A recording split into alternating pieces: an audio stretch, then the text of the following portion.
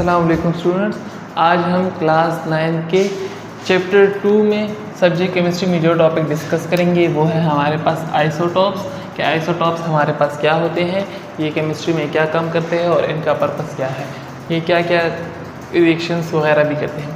Isotopes की definition है same atomic number but different mass number, but mass number is different. हमारे पास isotopes में जितने भी होते हैं उन सब के जो एटॉमिक नंबर हैं, एटॉमिक नंबर हमारे पास नंबर ऑफ, ये हम चैप्टर नंबर 1 में पढ़ चुके हैं डिटेल से कि हमारे पास एटॉमिक नंबर जो है नंबर ऑफ प्रोटॉन है, और नंबर ऑफ प्रोटॉन को हम एटॉमिक नंबर कहते हैं और डिनोट करते हैं Z से। But mass number is different, जबकि मास नंबर जो हमारे पास है वो number of proton plus neutron से हम इसको डिनोट करते हैं। जब नंबर किसी भी एटम में हमारे पास कितने नंबर ऑफ प्रोटॉन और न्यूट्रॉन है, इसको हम मास नंबर कहते हैं और इसको हम डिनोट करते हैं कैपिटल A से। लेकिन उससे पहले भी हम चैप्टर नंबर 1 में ये पढ़ चुके हैं कि हमारे पास एलिमेंट क्या होता है। एलिमेंट हम उसको कहते हैं जिसमें हमारे पास सेम टाइप ऑफ एटम हो, जिसमें कोई भी एलिमेंट हो उसमें सेम टाइप ऑफ एलिमेंट हो, उसको हम एलिमेंट का नाम देते हैं। फॉर एग्जांपल हमारे पास कार्बन है, तो कार्बन में हमारे पास 6 नंबर ऑफ प्रोटॉन पाए जाते हैं, तो इट्स मीन कि हमारे पास जितने नंबर ऑफ प्रोटॉन होंगे उतने नंबर ऑफ इलेक्ट्रॉन्स भी होंगे।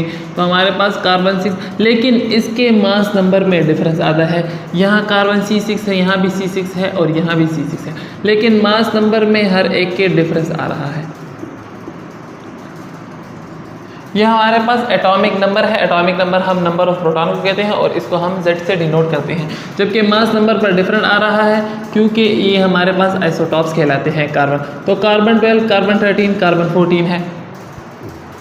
जितने भी आइसोटॉप्स हैं इन सब की जो केमिकल प्रॉपर्टीज़ होती है वो होती हैं सेम। वो किस पर क्यों सेम होती है? क्योंकि वो डिपेंड करती हैं इलेक्ट्रॉनिक कन्फिगरेशन पर। और इलेक्ट्रॉनिक कन्फिगरेशन पर क्यों डिपेंड करती हैं? क्योंकि इलेक्ट्रॉनिक कन्फिगरेशन हम पिछले ही टॉपिक में पढ़ चुके हैं कि इलेक्ट्रॉनिक कन्फिगरेशन हमारे पास डिपेंड करता है नंबर ऑफ इलेक्ट्रॉन्स में, और नंबर ऑफ इलेक्ट्रॉन्स जितने होंगे उसी तरह ही सेम हमारे पास केमिकल प्रॉपर्टी होगी, सेम केमिकल प्रॉपर्टी होगी। अभी नंबर ऑफ इलेक्ट्रॉन्स कैसे सेम होंगे?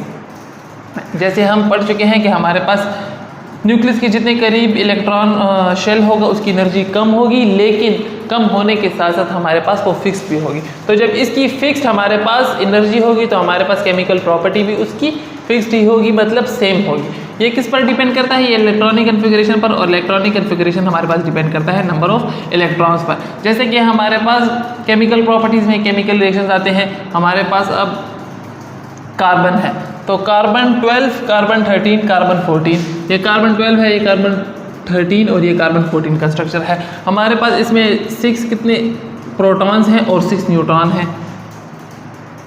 इसके फर्स्ट शेल में हमारे पास 2 इलेक्ट्रॉन होते हैं क्योंकि पहला शेल K का होता है और इसमें सब शेल होते हैं 2s, तो इसमें हमारे पास एकोमोडेशन ऑफ इलेक्ट्रॉन 2 होते हैं। जबकि हमारे पास सेकेंड शेल जो आता है वो नंबर उसका P का, L का।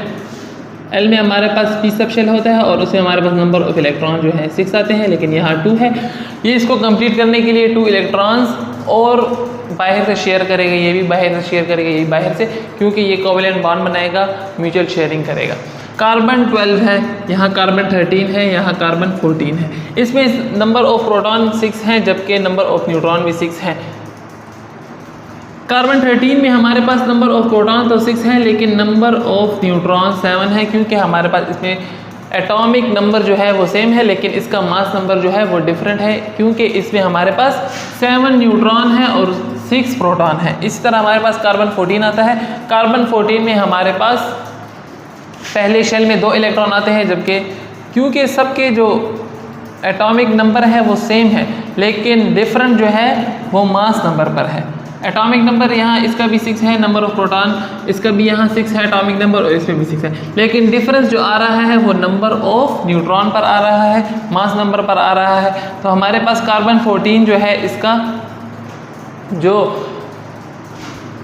न्यूट्रॉन पाए जाते हैं वो 8, लेकिन इसमें जो प्रोटॉन होते हैं नंबर एटॉमिक नंबर वो 6 है। हमारे पास कार्बन 14 ज़्यादा रेडियो एक्टिव भी है, ये पिछले टॉपिक में हम पढ़ चुके हैं कि रेडियो एक्टिव हमारे पास पीरियोडिक टेबल में 81 से जिसका एटॉमिक नंबर ज़्यादा हो वो हमारे पास रेडियो एक्टिव होते हैं और उसके साथ साथ वो अनस्टेबल भी होते हैं।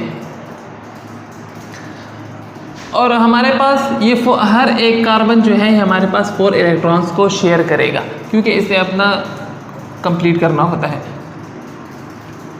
ऑक्टेट कंप्लीट करना होता है। हमारे पास कार्बन जो 14 है, इसकी नेचुरल एबंडेंस 98.9% है।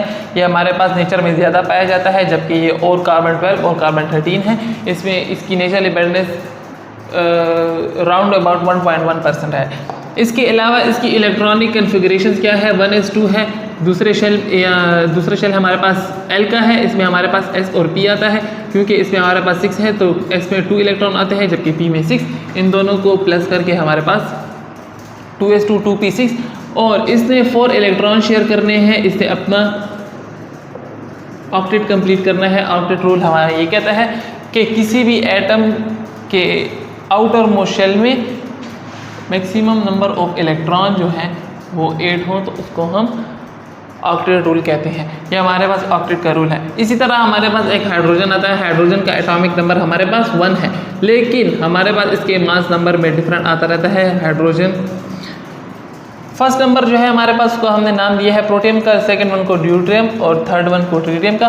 प्रोटियम में हमारे पास एक प्रोटॉन और एक न्यूट्रॉन होता है, जबकि हमारे पास ड्यूट्रियम में एक प्रोटॉन एक न्यूट्रॉन और एक इलेक्ट्रॉन होता है। इसमें भी हमारे पास एक इलेक्ट्रॉन होता है, जबकि ट्रिटियम में हमारे पास एक प्रोटॉन एक न्यूट्रॉन और एक इलेक्ट्रॉन और 2 न्यूट्रॉन होते हैं, क्योंकि इसके आइसोटॉप में फ़र्क है और आइसोटॉप हमारे पास डिपेंड करता है केमिकल प्रॉपर्टीज़ पर, वो डिपेंड करते हैं इलेक्ट्रॉनिक कन्फिगरेशन पर, और इलेक्ट्रॉनिक कन्फिगरेशन हमारे पास डिपेंड करता है नंबर ऑफ इलेक्ट्रॉन पर। ये हमारे पास आइसोटॉप्स हैं। बुक में हमारे पास एक यूरेनियम का भी दिया गया है और उसके साथ साथ हमें एक क्लोरीन का भी दिया गया है।